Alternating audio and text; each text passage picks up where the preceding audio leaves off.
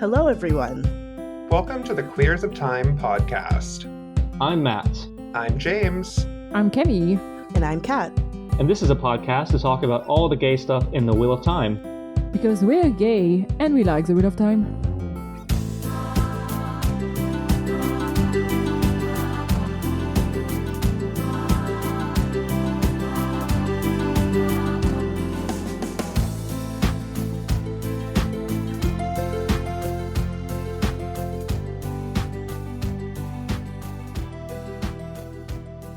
As always, thank you to our feral venerators of Moiraine, Lurks, John, and Charlie. On today's episode of The Queers of Time, we are here to talk about all things Rhuidean, whether it's Hot Rand doing Hot Rand things in the past and being a little gay, a little fruity, if you know what I mean, or whether it's Moiraine and Lanfear having glorious hate sex, or whether it's all the Aes Sedai and Aiel drama. Rafe and the show definitely delivered this week, and we're here to cover it all. Yay! Yay! We did it. That's it. That's the episode. Homosexuality. Homosexuality. That's it. Homosexuality wins. Yes. We've won. Gay people can have children. Yes. Exactly. Look at that. So this episode starts with Rand and Lan practicing swordplay. Swordplay. That sounds dirty. Practicing with their swords in the waist. Not less dirty. I was going to say, that's less. Moiraine is watching them, and Egwene comes up and says this stupid line. This stupid line, and I'm sorry. I know Rafe wrote this episode. I love you, Rafe. I love you so much. But it's not the most original line. We had a saying in the Two Rivers about a watched pot never boiling. Listen. Egwene she's doing her best in a very awkward situation. I think it was awkward by design. That's true. I think it was awkward by design. She is very much like, her situationship is back. And she does not know how to deal with that. What are they? Can they still be a thing? Are they not a thing? I think she feels very, she doesn't know where she fits in yet. Which is like her, I know this episode focuses mainly on Rand, as it should, and all of that, but the, I guess B plot or C plot or whatnot, it's also Egwene figuring out how she fits into this story, or how she can fit into the story too. It's like the F plot. Yes. But then Moiraine is just like, Moiraine says something that's like, if only it were that easy to stop a watched pot from boiling. And I'm like, there's a lot of ways to stop a pot from boiling, Moiraine. I don't think Moiraine got the point of what Egwene was saying, or she just didn't care. Yeah. I think Moiraine is tired. She's tired. That woman is tired. She's going through a lot right now. She has carried so many ungrateful children across the continent and back again so many times. We're going to get to ungrateful children in a moment. My God. Her restraint is, it is actually really interesting to see the difference how she interacts with the kids from the Two Rivers and how Swan interacts with the kids from the Two Rivers, because Swan definitely employs gentle parenting. Like she is all about, like, she's like, okay, I'm gonna coax you into doing what I would like you to do. And Moiraine does not have that ability, I don't think, necessarily. Oh, I don't know. I think Moiraine has a little bit of a restraint in this episode, because I had a moment where I wanted to just beat Rand over the head for something. Yeah. But we'll get there in a second. Yes. We do talk a little bit about the Flame in the Void and Rand's dad being a blade master, which is cool. Anything else on Rand and Lan? Hearing about the Flame in the Void did make me really happy. And also just hearing about Tam in general made me really happy, because I feel like it's been a while since Rand has talked about him. And so it was nice to hear about Tam. And of course, it makes complete sense that it would happen in this particular episode. Yeah. So the show is starting to get closer to the books now, and I've spent so many years just saying piss off to the book cloaks that when I like something being close to the show, I'm like, am I being a book cloak? Am I being a book cloak because I'm because I'm happy that they're close to the book in this thing, and Mm-hmm. I have to just let that go and just acknowledge that I'm enjoying the show, whether it's following the book closely or whether it's doing its own thing. Yeah. But yeah, the Flame in the Void was exciting. Yeah, like I think the issue more becomes like it's not so much when like them following the books makes you happy. It's more what you do when they're not following the books closely. I think it's more those kinds of reactions where people get a little testy, and a little precious. Yeah. But I think I think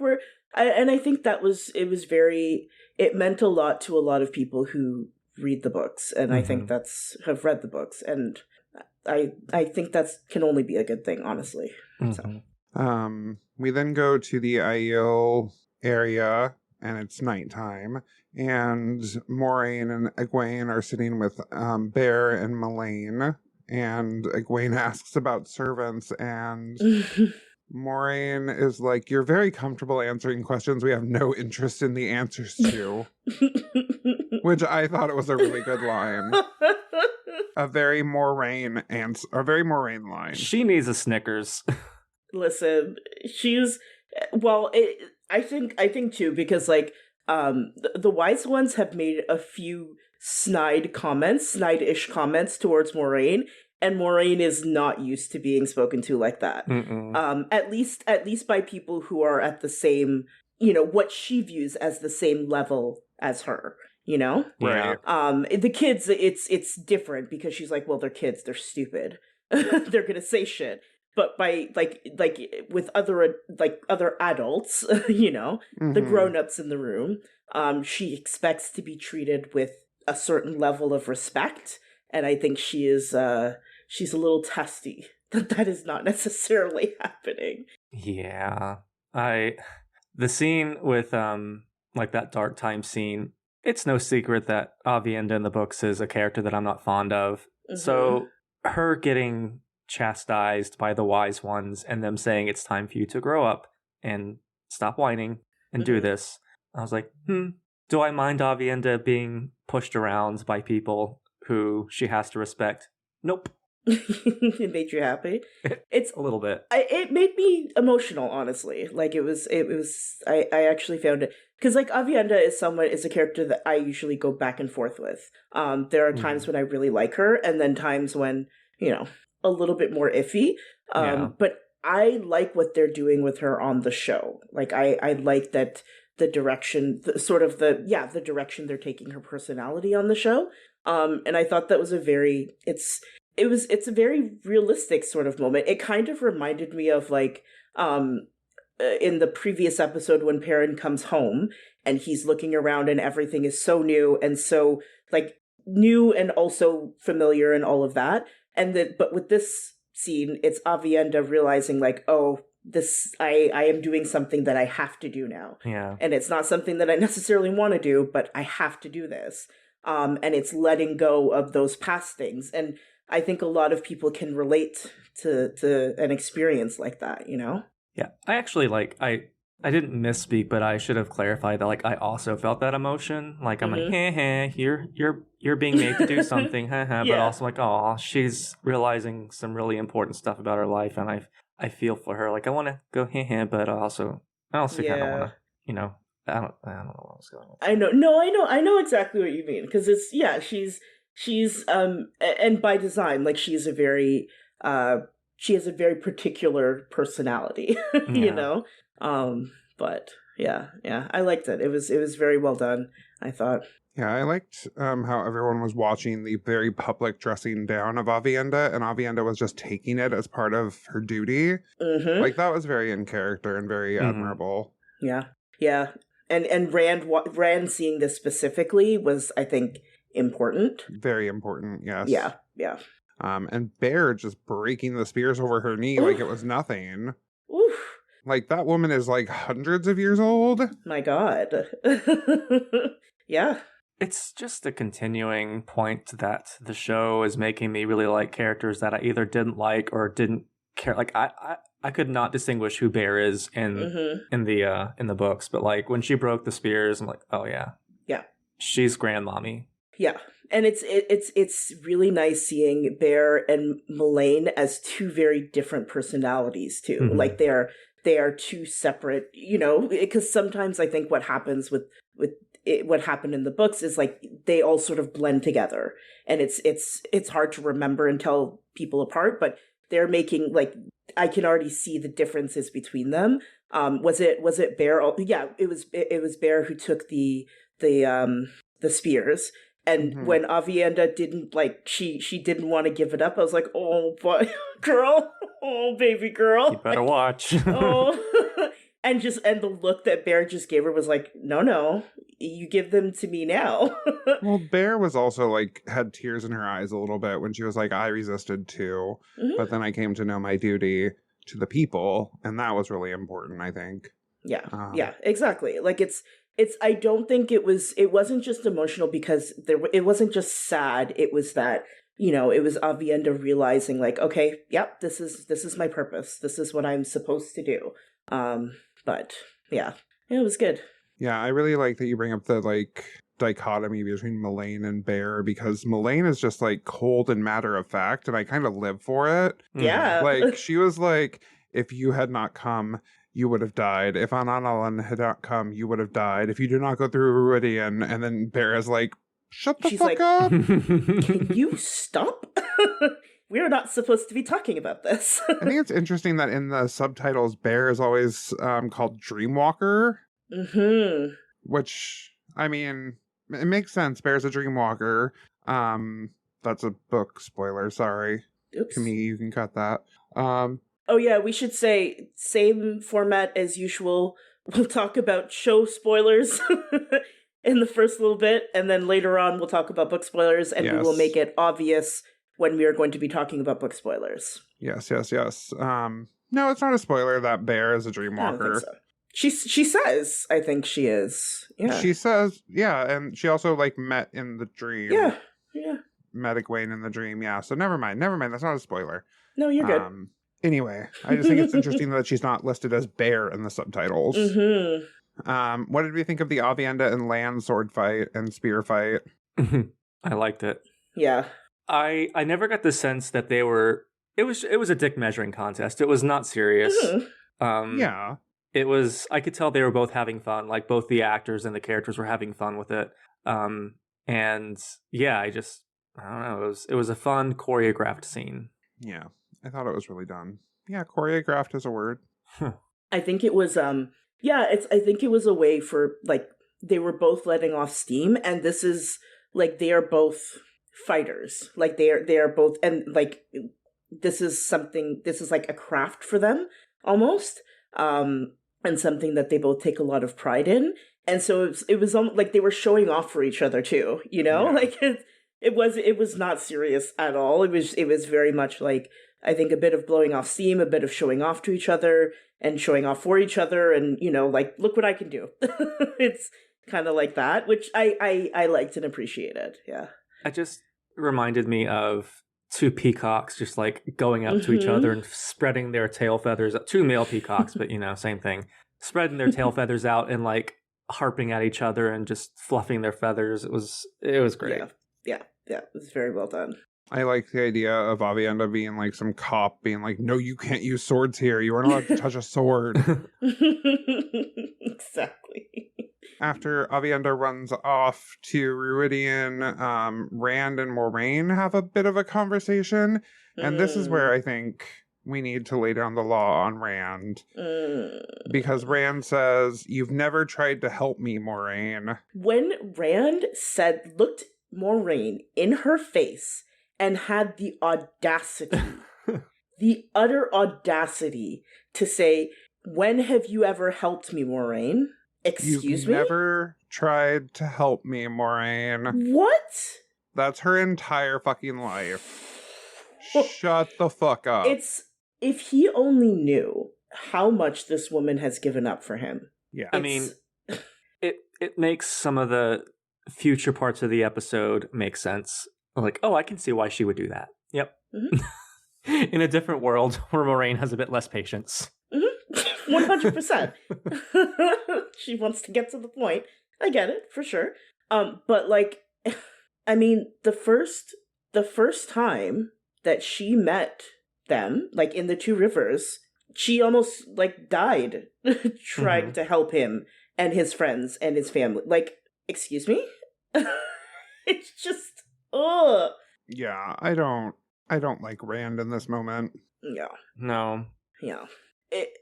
I think it's, I'll just say, it shows, I think, the immaturity that is still there with Rand. He's growing up and he's getting there and he's sort of growing into his role as the Dragon Reborn, but there's still this sort of petulance that's there, because Moiraine hasn't helped him in the way that he feels she should have. But he's given no he's also given no indication of how he would like to be helped.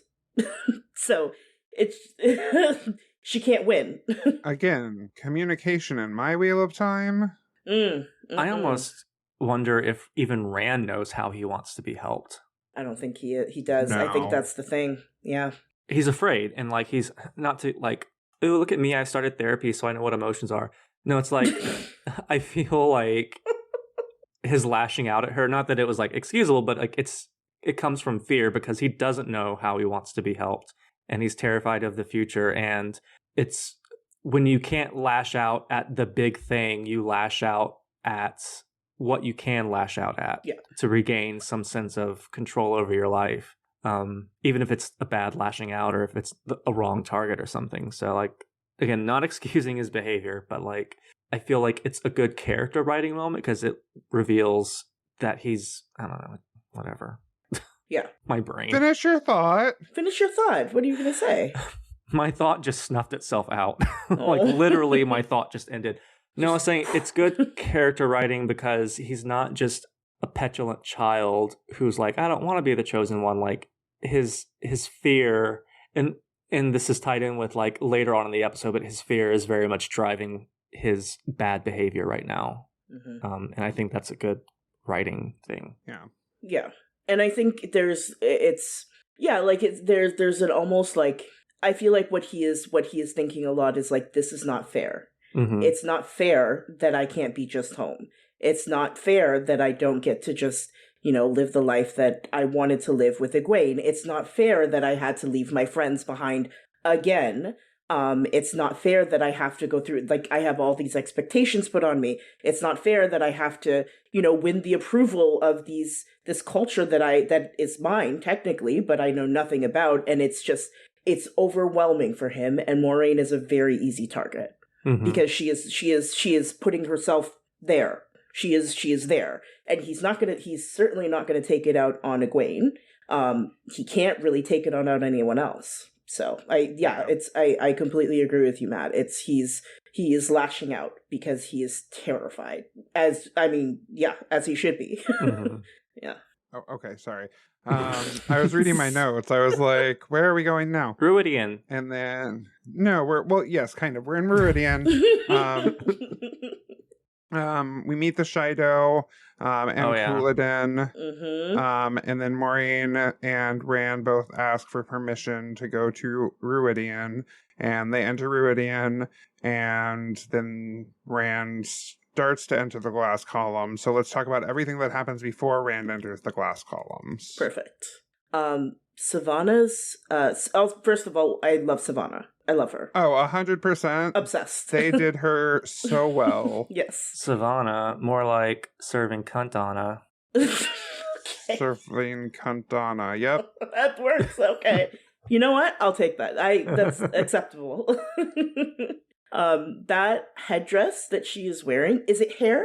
Did we get confirmation on what it is? No. I thought it was hair. Okay. I have watched the episode 4 times. I'm not sure if it's hair or a headdress. That's fantastic. I love that they keep giving us these sort of mysteries that we have to delve into. Is it hair or is it a headdress? I mean, is it hood or is it hair? Yeah, I mean, that's just a question that we have. I'm trying to find a picture of it, but I can't. So, oh well. Oh, here we go. No, it's not hair. It's not hair. Okay. Is it something woven? Because it has like a woven... It is woven. Okay. It is definitely woven. It is not hair. It is massive. It's some kind of hat. Okay. But it is like drag queen hat. Yes. Yeah, we're saying hat. Like, it's... It's a headdress. It's huge. It's massive. It's like she's the Pope of the Aiel or something. Yeah. Or she thinks she's the Pope of the Aiel. Yeah. You know what it kind of... The first thing that it reminded me of is, I don't know if you've seen people wearing outfits for, like, Caravana or Carnival, and they have, like, the big flashy headdresses. It's like, it reminded me of that, but, like, make it desert.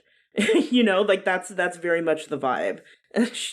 And Savannah is so gay because a straight person would not wear something that non-functional in the desert. Unless, like, no straight person would. Yeah. That outfit has no function. It is ostentatious and flashy. There's no purpose for it. Therefore, she is a gay. Yeah. She is the Elida of the Aiel ways. Yes. She's the Elida of the Aiel, yes. Perfect. I loved the dressing down of Couladin. Like, I don't know how much Couladin we're going to get this season. To be honest, I did not expect there to be a Couladin at all. Neither did I. Yeah. But I love that we got, like, he presents himself like a woman, and then Bear is just like, do you wish to be a wise one, Couladin? Put on a dress and come to me, and I will see if you can be trained. Until then, be silent when wise ones speak. Listen, these women, they are pulling no punches.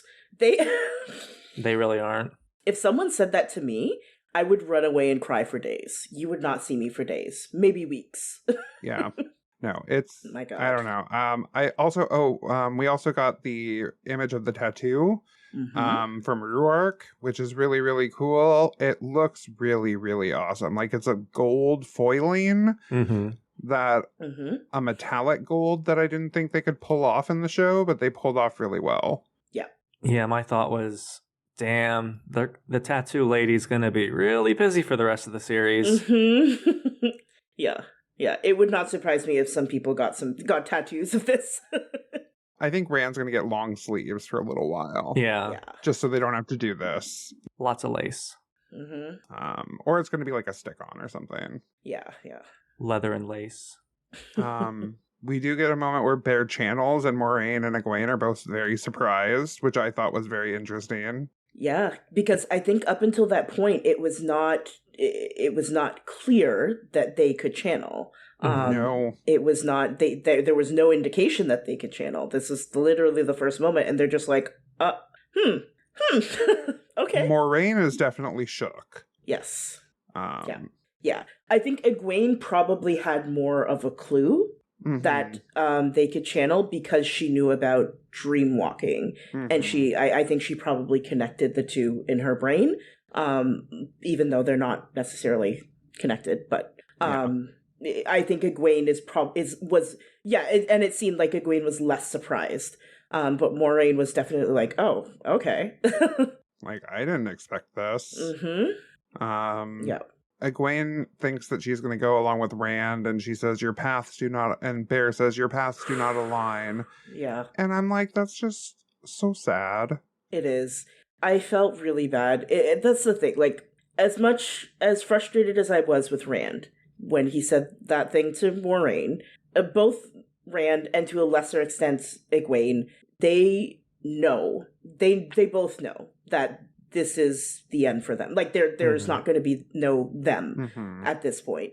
But they are trying to make it. They are trying to keep that sort of hope and dream alive.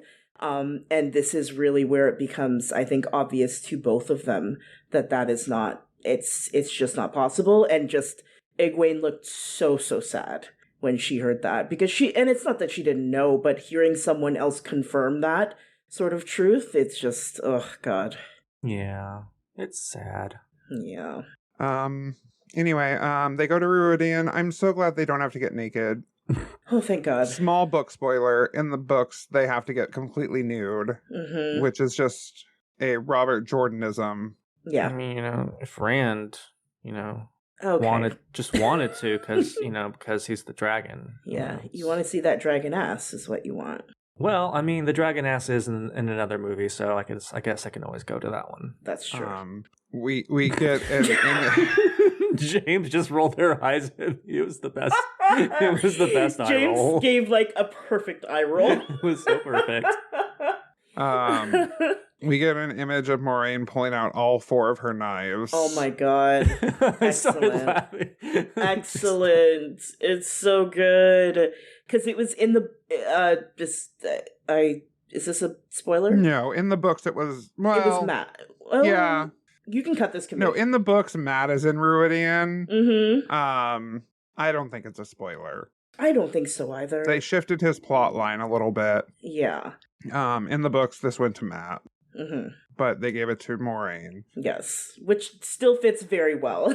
Riddle me this. How many knives can a Sapphic fit in her pockets? 4. 4. Quite a few. The answer's 4. Quite a few, yeah. I was expecting more, honestly, when they started doing it. I was like, how many? 7, 8? But it was just 4. Oh my god. We get to see Avienda Sora. I was going to say Avienda Sora. That's when Avienda turns into a tree. Aviendosaurus Rex. A tree dinosaur. A tree dinosaur Avienda. We get to see Avienda Sora, which is really cool. We saw it in the preview, but it looked really cool. Yeah. And we got the King Layman backstory. Yeah. I've always pronounced it Lamon when reading the books, so I guess Layman that's why I got hung up, because I was like, what? Yeah. Yes. I mean, I guess it could be. Once again, it could be anything. It could be pronounced so many ways. It doesn't actually matter. Exactly. No, because in layman's terms, we get a history lesson this episode. Ew. Oh my god. That was good, Matt. To be clear, that was a good one. I wasn't expecting it. But yeah, it was nice seeing Moiraine be so open about her connection with Rand. And the realization, and also like Rand's realization, like, oh, okay, so we're like connected then. Right. Yeah. The line that he says is, "We've been connected since before I was born," and I'm like, Yep. Yes. Auntie Moiraine. That's right. Or Auntie if you don't live in the South. Auntie. All right. Now we go to the glass columns, and there's kind of a break between the glass columns, but I figure we can just go through all of them. I think so, yeah. Yeah, that makes the most sense. I did want to just say that, like... Oh, yeah, sorry. No, it's fine. I just thought of this, no worries. I really loved Rhuidean. Like, it's always been my favorite city, my animal... Like, I joke about Shadar Logoth, but, like, actually... I was going to say, I'm like, Shadar Logoth? Actually, Rhuidean is my favorite. Shadar Logoth found dead. Okay. I mean, Logoth found... I've always loved Rhuidean. Like, I named my Animal Crossing island Rhuidean. I named my first Stardew Valley farm Rhuidean Farm. Oh, that's so cute. And I love that. It's the etherealness of the city, the otherworldliness. It's just... It was perfect. It was everything that I had ever hoped to see in Rhuidean. So yeah, that's all I had to say about it. It looks so the visuals in this episode, period, are stunning. It's very this episode. I mean, like in the past 3 as well, but like I feel like this episode is where the upgrade in budget really, really shone through because it's visually stunning. Yeah. No, I think that shot where we get the 2 statues and Moiraine and Rand like walking into the city, like I know that's pure CGI, but it looked amazing. Yeah. Oh yeah. The scale of it, it looks so cool. And like all of these sort of overhead shots you see of like everything just sort of like the mist and like it just, it looks so cool. Yeah. I was curious about like the Moiraine talking about how in the fog, like the dry fog, she can almost see strings of the one power. I thought that was an interesting comment because I'm curious about what that's about. Yeah, I have a difficult time really trying to wrap my head around what it could mean. But like there's a theme in this episode of like you really get Wheel of Time vibes. Like time is a circle, and you get it in the flashbacks that we're going to talk about. But like in one of the flashbacks, there's this idea of reality coming apart and something else from beyond pushing its way through. And it feels like Rhuidean is one of those thin places where reality has several layers that just overlap, and that's what Moraine's comment made me think about. Right. That makes sense. Yeah, I like that. Yeah.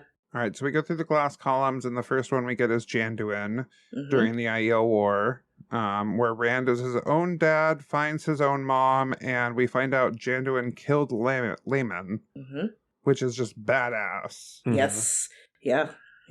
And also, it's so cool. Like he read, like when he's like, yeah, I ran him through with my own spear, and just like, yeah, hell yeah, good job. Kill that Oathbreaker. Exactly.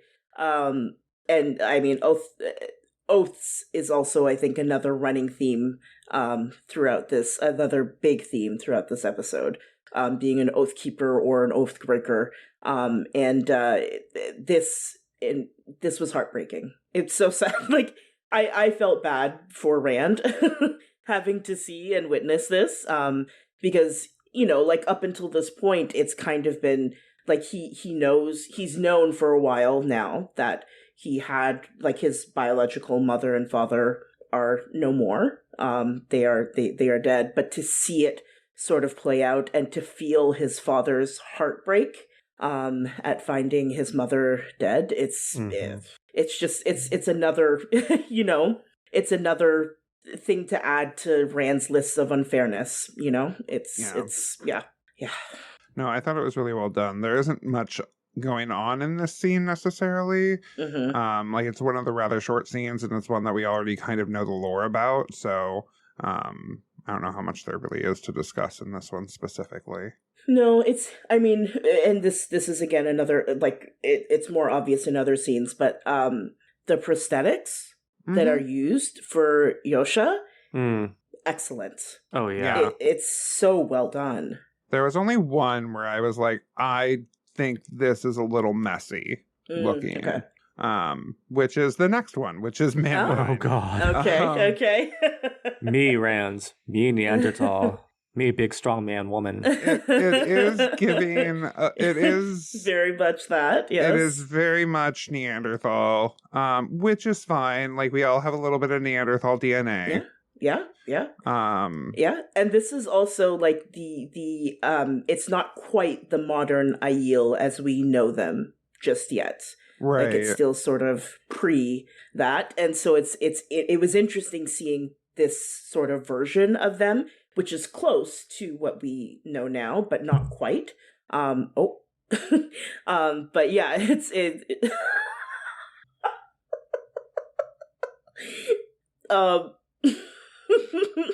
For reference, Matt bumped his mic and looked terrified. Yes. Looked so scared. I was like, Camille's gonna murder me. Camille, leave that in. Please leave that in, Camille. Yeah, you were saying, Kat? Yeah, I was just saying, you know, like, it was cool seeing sort of the prelude to the Aiel that we know now. The Aiel culture that we know now, anyway. Did anyone else notice that Mandyne is wearing the same necklace that Rhuarc is wearing now? So, like, I think Mandyne was of the Tardad Aiel. Yep. Very cool. Very, very cool. Oh. I'm sorry. Ever since I started hearing Tardad being pronounced, I think tardigrade.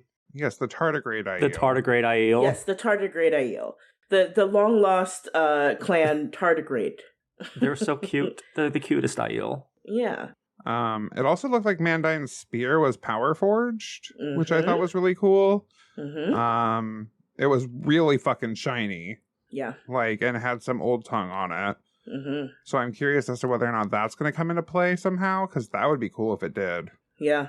It's that's I noticed that too, and it's interesting that at this point in Aiel history they still had some kind of connection to the Aes Sedai. Like, there's still a relationship with the Aes Sedai. It may be tenuous, but there was still some kind of connection between them. Enough that he would have one power. What are they called? Power forged. Power forged. One powered. What is that? That's not anything. Power forged. Power. I was not expecting to see Latra Posei Dekame again. Neither was I. I was so excited when, like, that woman was like, Latra Sedai has called you here. And I'm like, the Latra Sedai? Yes, the icon, the legend. She's going to be old as fuck. And indeed, she was old and fuck. And indeed, she was old as fuck. She was. My God. She was like the Jimmy Carter of the Aes Sedai. She has Not just. the Jimmy Carter. Oh man, that sounds awful. Rest in peace, Jimmy Carter. We love you. We love you, Jimmy Carter. Oh, but like, she was old. Oh my God. Like, how old do you think she was at that point? Hundreds. Yeah. Hundreds and hundreds and hundreds of years. Yeah. Well, yeah. Yeah, but yeah, a delightful surprise. I was very, and also her channeling is slick as fuck. My note here is goddamn Latra Posei Dekame is a badass. Listen, it was almost orgasmic. Like that, like it was almost like just the smoothness. I was like, oh, this is itching my brain so well. Well, I mean, because she's up there with, like, the Forsaken. Yeah. Like, the way that they channel with ease, she does. And she did a big-ass thing. She created the glass columns of Rhuidean. Mm-hmm. Yeah. Yeah. Yeah, and the way the weaves just, like, come out from her and just, oh, it's so good. And then something came out from you, apparently. Apparently. Lord of mercy. I like that we saw the orb, because that's the first time we see the orb. The magic orb. Yes. We don't know what the orb is yet. We will soon. It's a pussy pearl. Try to say that once more? I just said it's a pussy pearl. I don't know. Okay. I like that the orb is essentially just a orb of quartz, like a sphere of quartz. Mm-hmm. It will make for a very accessible cosplay. Yes. Yeah. Yeah. They were thinking of the cosplayers when they did this. I appreciate that. Latra Posei Dekame, and I always have to use her full name. Because it's iconic. Like, I feel like she has earned her third name, and she deserves to have it used. Mm-hmm. She's like, know why we Aes Sedai call you Oathbreakers. Mm-hmm. Yeah. And then Mandine was the first to go through the glass column, so Rand is descended from very badass people. Yeah, absolutely. Okay. Very good. Then there's the Irish twink. Mm-hmm. We get the breaking of the Aiel with Luwin. Who is the first Aiel to use veils and the first Aiel to use a weapon. Mm-hmm. My God, this was heartbreaking. Yeah. Oh my God. This was just, it was devastating, actually. I was so sad watching this. It unbelievably well done, but my God. Yeah, I don't have much to say about the whole, like, actual killing of anything that happened. It was what happened afterwards with the actual Aiel that I was like, oh, this is really well done. Lewin's friends weren't played by Donal No. and okay. I didn't think so, but like there was some intentional doppelgangers. Yes. Okay. Like, well, yes. Okay, just making sure, because like it looked kind of like I know. I kept gaslighting myself. I think it was meant to be like it's friendships repeat through lifetimes. I think was which I appreciated. It was very time is a wheel. Yeah, exactly. Yeah. But yeah, you're absolutely right, James. It's not so much it wasn't the killing so much. It's the after effect that was really the star of this.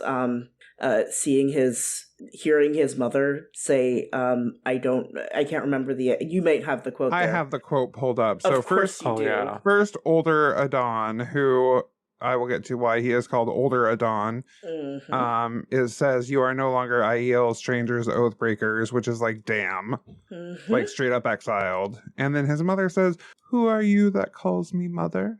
Hide your face from me, stranger. I had a son once with a face like that. I don't want to see it on a killer. Yeah, that was a rough. Oh my God. It's just Jesus. That was good. Ew. That was good shit. It was so good. It was so good. And it like just as devastating as it needed to be. Because yeah, this was a very significant turning point for the Aiel collectively. Yeah. Oof. Yeah. Yeah. And Yosha plays this very well.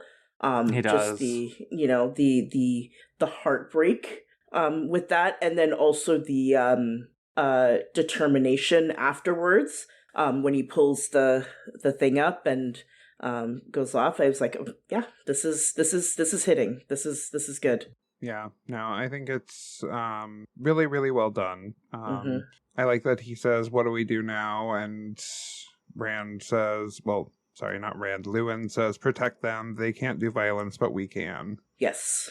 Yeah, exactly. Very nice touch for it. Yeah. I think, I don't know, did Yosha lose weight for this specific one? Because he looked very scrawny in this one. I think he must have, maybe not significantly, but he looked small. He did look smaller. It could be that, or it could be camera magic too. It could be, yeah. Or it could just be the wig, yeah.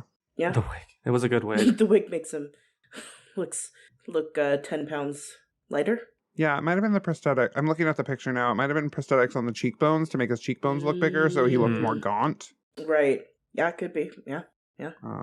Yeah, because looking at a couple of other pictures, his cheekbones are definitely bigger. Yeah, you're right. I think you're right. Okay. Yeah. Then we have Jonai, which is the creation of the Tuatha. Yes. And the reason why I found it interesting that he's called older Adon in the Lewin backstory is because the grandson here of Jonai is Adon, or Aiden. Wait, so the older Adon in Lewin's timeline is not the Adon in Jonai's, right? Is. It is. Yeah. Okay. It's just a younger. We're going Right, we're going backwards. We're pressing rewind. Yeah. I know, it took me it is confusing. Like it is confusing keeping track of it. I obsessively look at the X-ray because I think the X-ray is one of the coolest features on Prime Video. This video is not sponsored by Prime. This podcast is not sponsored by Prime Video, unfortunately. No. But I do love the X-ray because that's how I figure out like a whole bunch of characters' names and everything. Although for each of these, it just said Rand. Yosha Stradowski playing Rand Althor. And I'm like, no, he's fucking not. He's not. No, he's fucking not. Let's see. There's Rand's daddy Rand. There's Neanderthal Rand. There's Irish Rand, Old Rand, Gay Rand, Scruffy Rand. There you go. Those are all the Rands. Yeah. We did it. We did it, guys. So Jonai, the creation of the Tuatha, the ones who refused to cross the spine of the world and eventually forgot the song. Like, that's sad. Oh my god. This fucking, listen, the, all the talk about the song and then what we get in the last vision is, it just makes it, it packs a punch. It packs a real punch. It's so well done. I hope that people, and it seems like for the most part that is the case, but I hope that, because I know there's a lot of lore being put out with this.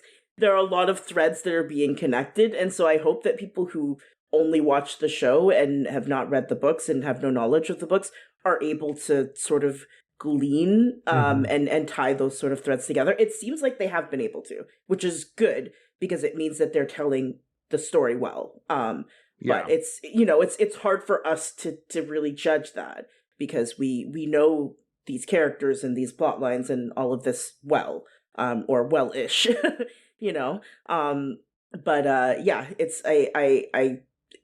it's comforting. It's encouraging to see people who have only watched the show make the connections with the Tuatha that we've seen before and been like, wait, so is that are these their ancestors and making those connections? Kind of like what we did when we were, we read this for the first time. It's really cool to see. Yeah, I just started a new job and my new boss watches The Wheel of Time, but she's a show only person. So on Monday, I'm going to be like, so what'd you think? Did you get it? So I'm excited. Yay. Awesome. Nice. Also, Jonai is strong as fuck for an old man carrying that wagon by himself. Yeah. My God. It's got that one power. Yeah. Next, we go to Roderick from the War of Power. My first note here is Latra Pose Decume again. We are blessed. Listen, they were like, we are going to give you everything that you need of Latra Pose Decume. And they did. We got it. They were like, you want Latra Pose Decume? We are going to weave her into this story. We get a mention of Moiraine, which is really cool. I was so excited by that. Loved it. I was not expecting what happens in the next vision, but when I was taking these notes, I was like, Moiraine mentioned, that's so cool. And little did we know. Did we know. Yeah. Very, very cool. I saw people, there are people who are more adept at this than I am, talking about the fashion, and the clothes, the sort of evolution / de-evolution, I guess, of clothes, that we see through Rand's ancestors. And so it's almost jarring to see this, particular ancestor and to see like the sharp lines and it's more like there's a lack of color and it's clearly very, very different. Like this is a very different time that we are looking at here. Yeah. The last two timelines were my favorite, because, well, I'll talk about the last one, but like as far as like vibes, aesthetics, and like just costumes and setting goes, this was my favorite one. And yeah, not just because Rand's ancestor was gay or at least queer. that was a very nice, very lovely thing. But like, yeah, like Kat was saying, the clothes, and I loved the carriages and how they had this sort of futuristic steampunk look to them. Yeah. So it like reiterates, like we know as show viewers know that the Age of Legends was more futuristic because of the few flashbacks we've had, but like this really, I want to say it gave me Star Wars feeling, but not in like a bad way. Yeah. But like, I mean like old Star Wars that was the perfect blend of sci-fi and fantasy. Right. And that's what the War of the Ring, not the War of the Ring. The War of the Ring. We are talking about a lot of different fandoms right now. The War of Power. It's the War of Power. The War of Power. The War of Power, yes. Is an era that I was hoping would get explored on the show, and it was. And I just loved it. And of course, yes, that was the hottest version of Rand and the gayest. Right. So. I mean, you only have two options to choose from. The other ones all have facial hair. That's true. We get to see Sakarnan. We do. Which is apparently the strongest female Sangreal, which is cool. I do like the parallels that La Chapose Decime gave to the strongest Sangreal in the world that are being protected. Like the sword is being protected to war and fear, but Sakarnan is being protected to peace. That was really nice. Yes. That was just a good bit of writing. Yeah. Good job, Rafe Lee Jenkins. Yeah. It's almost like he does this for a living, kind of. Good job, Rafe Lee Jenkins, who I know personally. Yes. Sure. Yeah, and we see like this is really this is the first time on the show that we see the Aiel as servants of the Aes Sedai.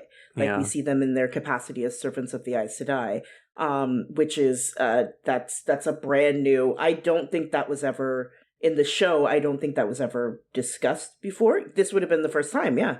Yeah. They would have never. Yeah. And so that's a big revelation. That's a big one. You know, and they at this point in time they are still oath keepers. They are being given a very specific and important task to and it's seeing all the, because they I can't think of the name of the tree. Chora, thank you. Seeing the Chora trees like that everyone leaves with, and we're assuming that each of the carriages that leave from the city that they all are carrying. Yeah, no, he said they have 10,000 Chora tree saplings. God, 10,000 from one tree? That's a lot. That's a big ass tree. That's a fucking big tree. But it's like all that to say, like the fact that only like the progression of like having that many to one that ends up in Rhuidean. Yeah, it's. And it's a damn lucky it's the one with Sakarnan in it. Truly. And it's all thanks to Rand's ancestors. Yeah, exactly. And it's just, it's really hammering that in that point that some things are just destined. Yeah. Like some things are just destined to be. And it's really, really, really driving that in. I sort of wonder and maybe I'm just stupid and this is well known, but like, are each of the ancestors that we see Taviran? I don't think so. Because it feels like they could be, since it's possible. Such important things hinge around their timelines, but maybe. They could be. They're not confirmed Taviran. There's only like 5 confirmed Taviran in the books. Or like 10. Yeah. But yes, Roderick is gay. Roderick is a homosexual. And his partner is named Comron, which is also one of Rand's ancestors in the book. So that was nice. Maybe they were husbands. Husbands? Oh boy. Okay. Yeah. For people who can't see, James just very just kind of resigned, gave a very resigned nod. It was like, okay, yeah. This took place in Arkansas, the Arkansas Age of Legends. Oh my god. Next we have Charn, whose name does not sound like any of the other names. No. We have Janduin, Mandine, Lewin, Jonai, Roderick, and Charn. Yeah. They all, the rest have very almost lyrical, almost musical names. And then we have Charn. Yeah. Right at the end. Where we have the creation of the boar. And oh my god, when Moiraine stepped on the screen. Oh my god. So good. So good. I was just like, holy shit, what is happening? Because this did not happen in the books. This is a show-only thing, which is amazing and so good. Yes, and it's, like, to be clear, like, it didn't happen in the books, but it's completely in line with what is happening. It's completely in line with what's going on. It just, I'm so glad, because, and it makes complete sense, because if you have an actress like that, you want to use her as much as possible, and she portrays her so well, and it's really cool seeing Moiraine, because that is who we are seeing here. This is Moiraine. This is not Lanfear yet, but you can see she is at the point where it's all work, and she is so dedicated to what she's doing. Oh my god. Women in STEM. Women in STEM. Women in STEM. Yes, we stand. It was a really great scene, flashback, because like Moiraine is fantastic.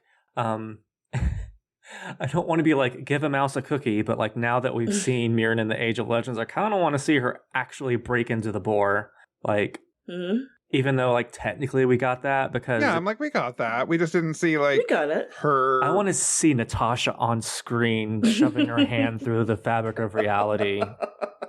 You want to see her fingering the boar. I want to see Natasha finger the boar. As we've talked about previously. Yes. Yeah, you want to see her fingering the boar. I understand. I get it.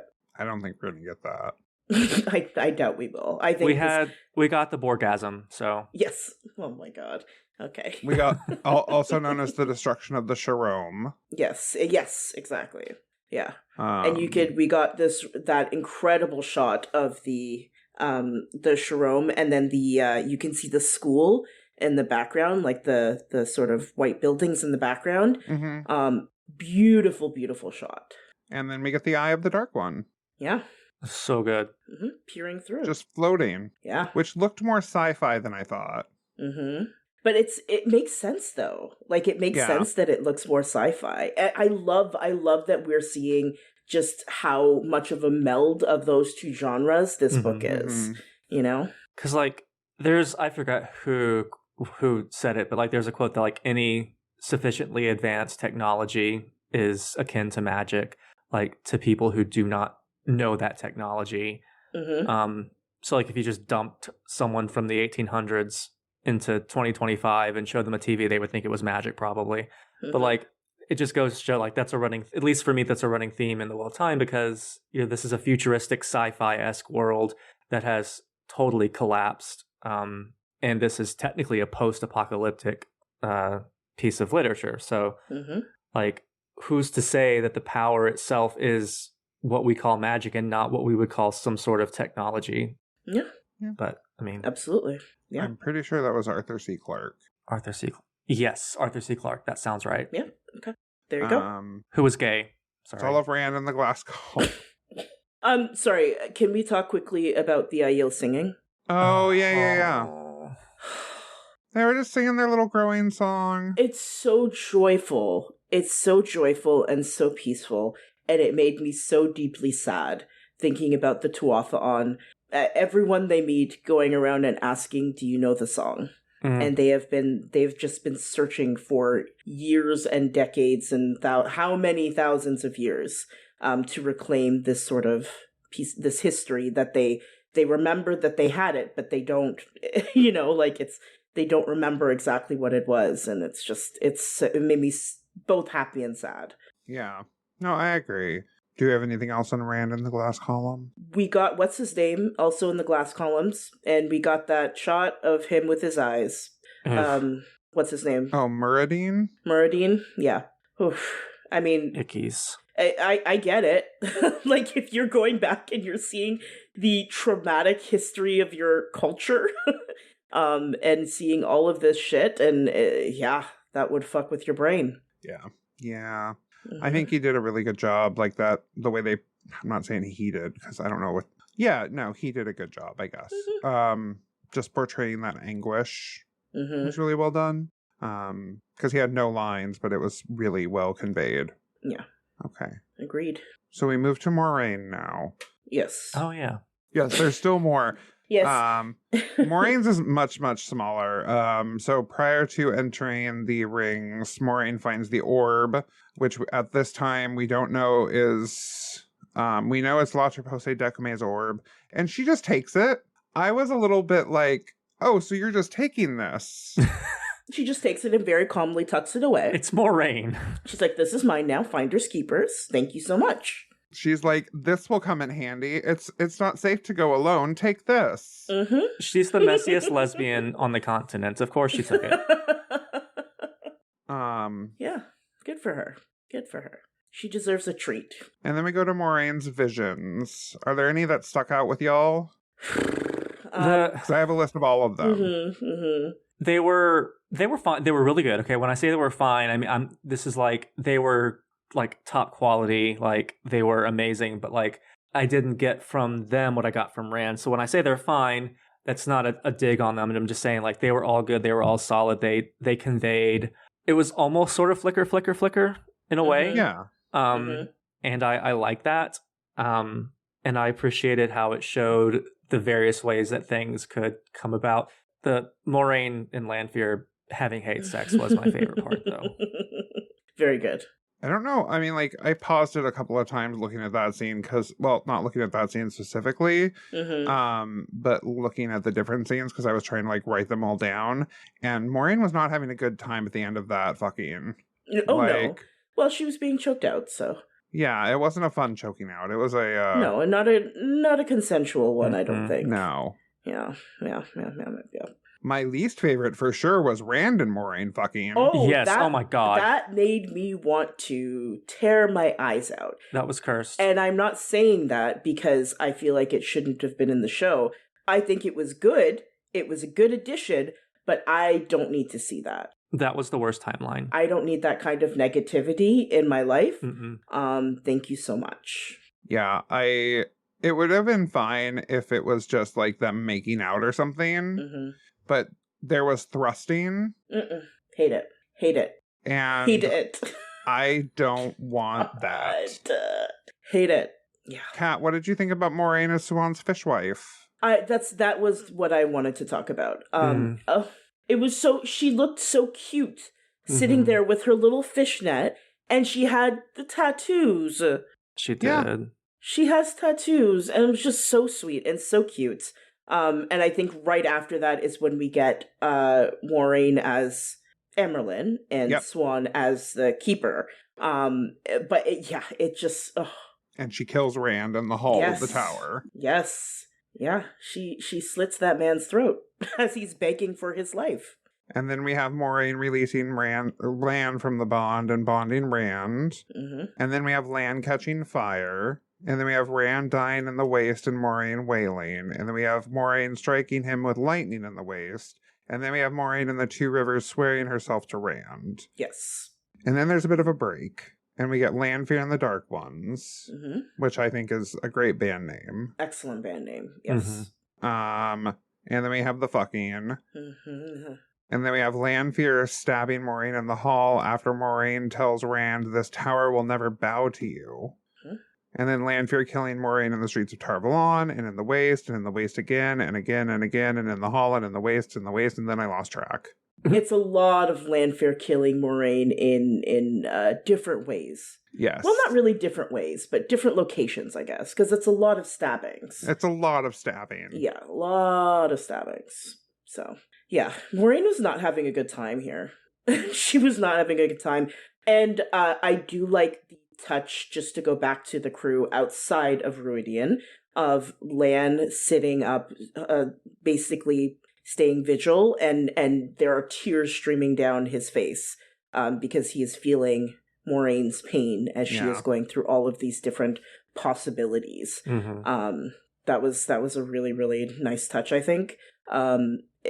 Also, just visually, like the flipping, the turning. I can't remember the name of the camera that they said that they started using this season, but it's very effective. It's fantastic because it really does simulate the rings and just like and also just the literal turning of the wheel. So really well done. And in the behind the scenes for this episode, they said they got that idea from like a weightless water massage type thing. Oh, that's cool. Oh, interesting. Yeah. I can see that. Yeah, with the way that you see Avienda sort of just hanging there.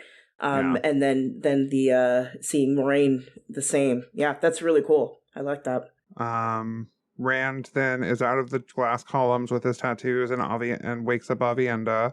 Avienda is very shook upon seeing his tattoos. And then there's a nice little moment between Avienda and Rand where he says, "I know enough to understand. I'll never fully understand." Yeah, I like that. Yeah. And you can see on Avienda's face that this has kind of been what she's waiting for from him. So it was very well done.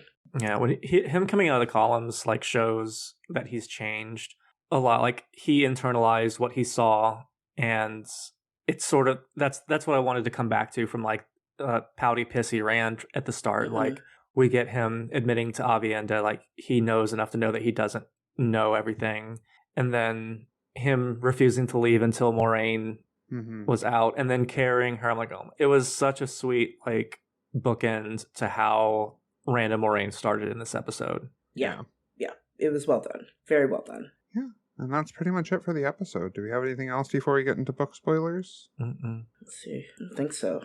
I loved Rand handing Moiraine over to Lan, and Moiraine just sort of curling into Lan. Just in, she needed a lot of comfort after that. And it was just very sweet. I loved the relationship with Lan and Moiraine on the show. I think they've given it so much more depth. Yes. It's really well done, and it's not often that you get a really well done platonic relationship between a man and a woman. All right, so now we're going to be talking about book spoilers. So if you have not read the books and don't want to be spoiled, do not listen. End the podcast here. Thank you. We love you. Bye. Goodbye. If you have read the books, hello. So, do we have anything super pressing people want to talk about first? Or I don't have much. I don't have much either. Not super pressing. I like that they are just going back to Egwene's conversation with Bear, where she says that your paths are not together anymore. Your paths are diverging. Your paths do not align. Yes. I liked that they have that because yes, their paths no longer align, but their paths are, I think, going to continue to run parallel because that's I liked that they included that a lot. It's really interesting to see Egwene's path being set up and Rand's path being solidified here. Egwene is, I'm assuming, is going to go through the training and everything like that, and that is going to later help her when she becomes Amyrlin. Yes. So yeah, really well done. Yeah, I've always liked the analogy that, or not the analogy, what is the word I'm looking for? I don't know. I've liked the idea, I guess, that the story is about Rand and Egwene and their parallel stories and how they pretty much like rise at the same time. And then, one of them dies and, Yeah. well, both of them die, but one of them gets to live on because, the patriarchy. So, MacGuffin. Yeah. Yeah. Ugh. I don't know. I loved it a lot. I loved that, like, just your paths do not align is such a succinct way of putting it. Mm-hmm. Yeah. Yeah. Exactly. And this is very petty of me, but I love Egwene. Like, I love most of these characters, but I also kind of like it when Egwene is told no sometimes. Yeah. Like, yeah, it's good. This thing does not need to always get her way, especially because she's going to be Amerlin and getting her way a lot. She does not get her way as Amerlin a lot. Well, I mean, I don't know what books you read. I don't know. She gets the illusion of getting her way a lot, but not the reality. Yeah, she gets the illusion. She gets power. Well, I don't know.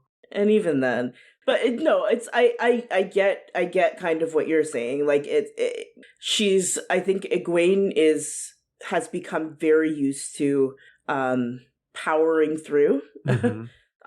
and sort of getting what she wants, like doing, working. Like, I think Egwene is very much of the mindset of, like, she just needs to keep pressing ahead and keep pressing on, and then I will get the thing that I want. And that is not going to be the case with this. Like, she can't. Yeah. It's not possible.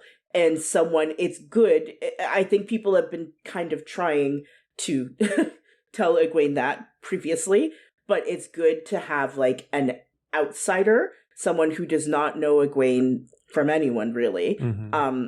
Look at the situation and say, yeah, this is, your paths are diverging here. And it doesn't mean that you are not, like, she's not saying you're not important to him, he's not important to you, he's, like, that's not what she's saying. She's saying it's, in order for you to accomplish what you need to, and in order for him to accomplish what he needs to, there needs to be a separation. Yeah, it's sad, but, yeah. Well, it's more sad in the show, because I couldn't give a shit about them less in the books as a couple.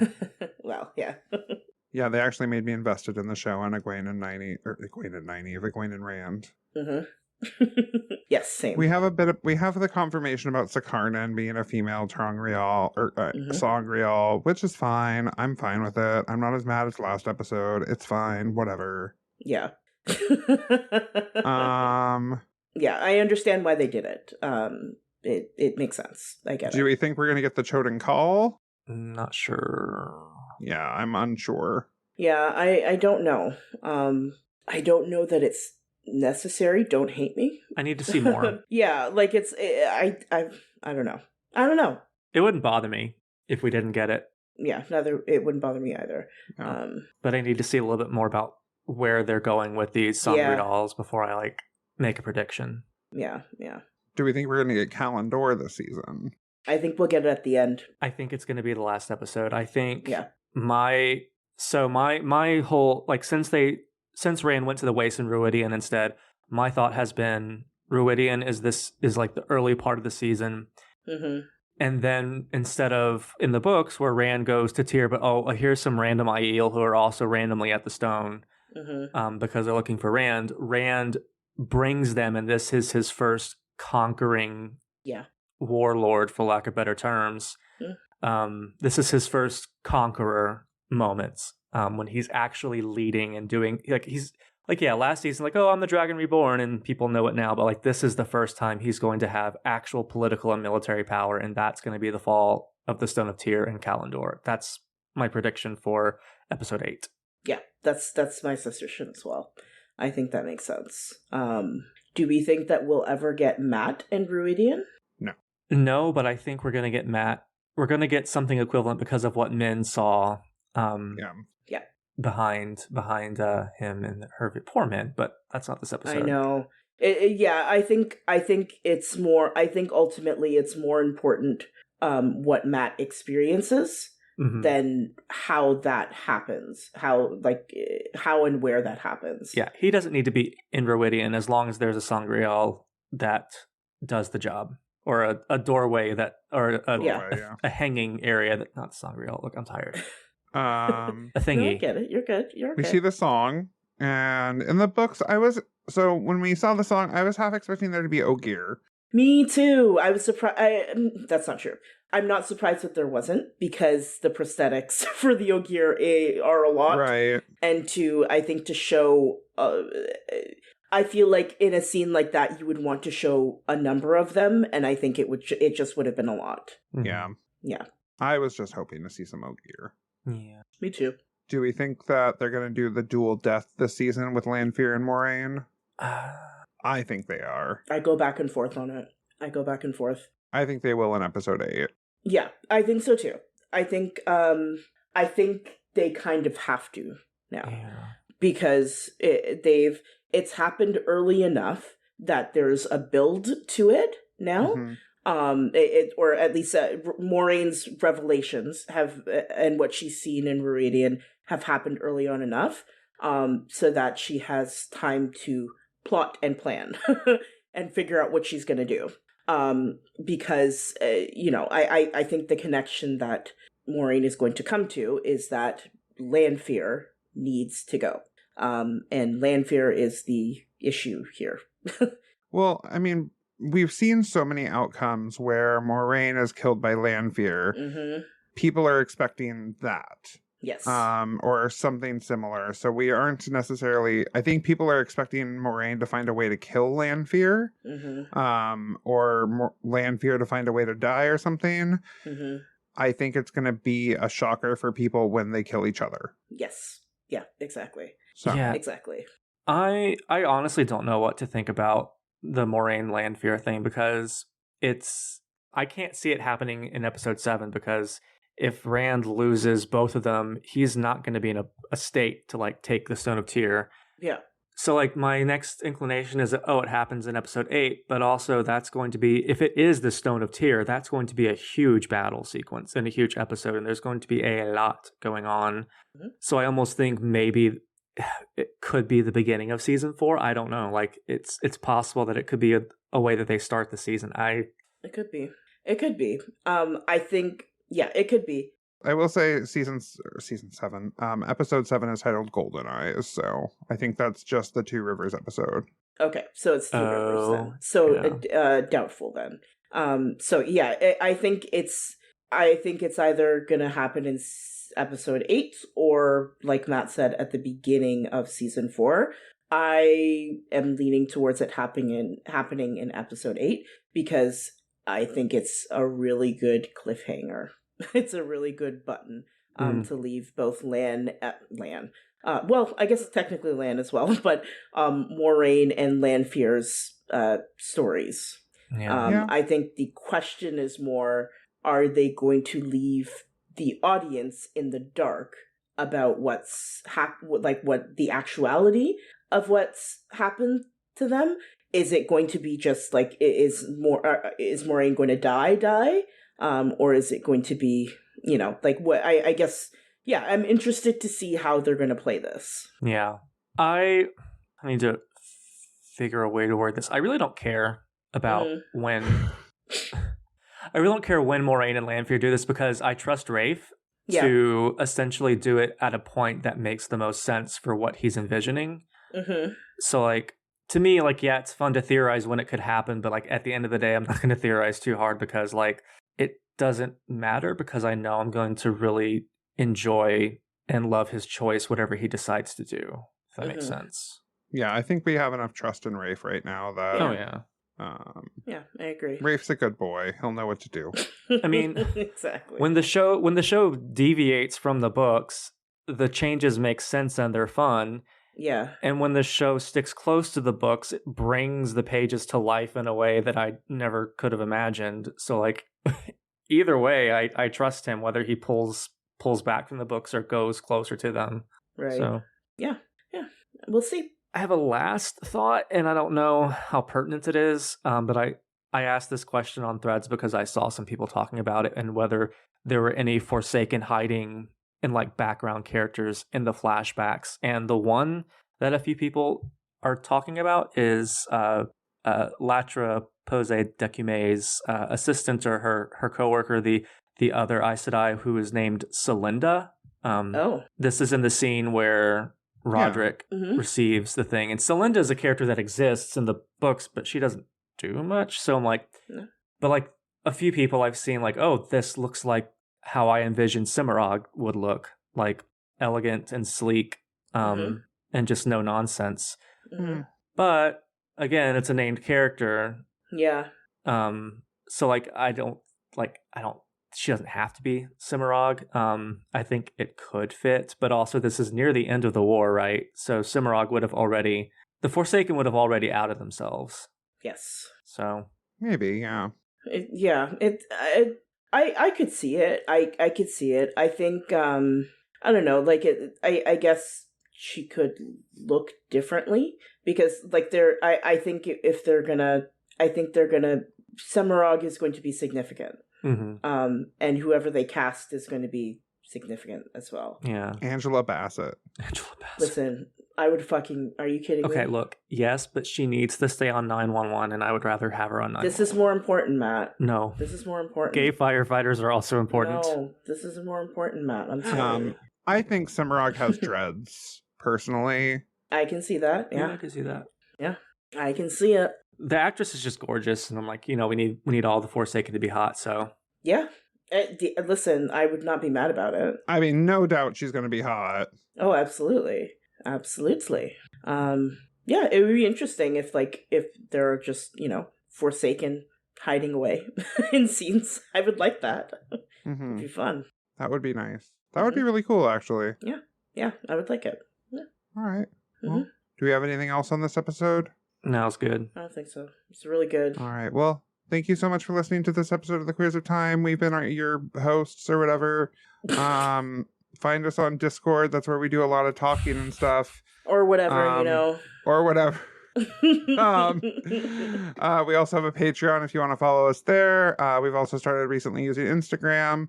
So Instagram, Blue Sky. I don't think we use Twitter anymore. No, Tumblr. No. Tumblr. Yeah. No shitter. What? Shitter. That's Xitter. That's how you pronounce. God. That's how you pronounce it. Shitter. Okay. Anyway, have a great rest of your day. Thank you all for listening. Bye. Bye, Felicias. Thank you all for listening. This was Queers of Time, a Wheel of Time podcast. The music is Dance of the Witches by Julius H.